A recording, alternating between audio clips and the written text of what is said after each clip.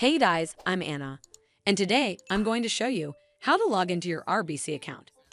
This video is going to be a step-by-step tutorial, so if you follow along, by the end of this video, you'll be able to log into your RBC account. So first of all, you need to open up a browser on your device, and then type in rbcroyalbank.com in the URL bar at the top, and then hit enter. It'll take a bit to load up the website. And once you're on this webpage, click on this login button right over here. It'll then take you to this login page. Over here, you simply need to enter in your RBC account login credentials. As you might already know, that passwords are case sensitive, so make sure that your caps lock key is turned off. And lastly, click on the login button and you're done. Also, it might ask you for OTP at times, so make sure to have your phone or email ID handy. Well, that's how you log into your RBC account.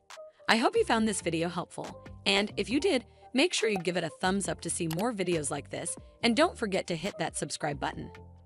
We'll see you in the next one.